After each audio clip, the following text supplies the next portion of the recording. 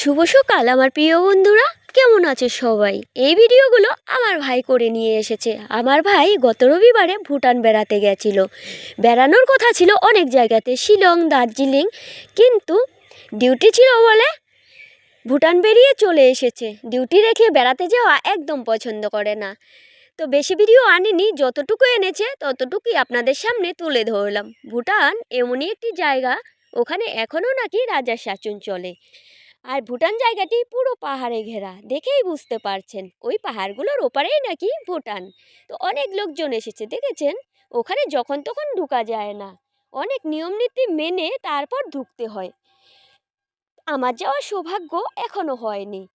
ভুটান কমলার জন্য বিখ্যাত একটি জায়গা। যদি বলা হয় ভুটানি কমলা, তাহলেই সবাই জানবে যে খুব ভালো, খুব মিষ্টি। তো আমাদের বাড়ি থেকে উত্তর দিকে তাকালেই দেখা যায় ভুটান পাহাড়, কিন্তু ঘুরে যেতে হলে অনেকটা দূর। কিন্তু পাহাড় দিয়ে তো ঢোকা যায় না, অনেক নিয়ম আছে, ওইসব মানতে হয়। আর এটি পাহাড়ি নদী, প্রচণ্ড ঠান্ডা এক জল। তো অনেক লোকজন বেড়াতে আসে এখানে। প্রাকৃতিক পরিবেশ খুবই সুন্দর, দেখেই বুঝতে পারছেন। তো জানি না কবে যেতে পারবো। খুব ইচ্ছা আছে একবার যাব, ভুটান রাজা দেখবো। বাস্তবে তো কখনো রাজা দেখিনি, ওখানে গেলে দেখতে পাবো।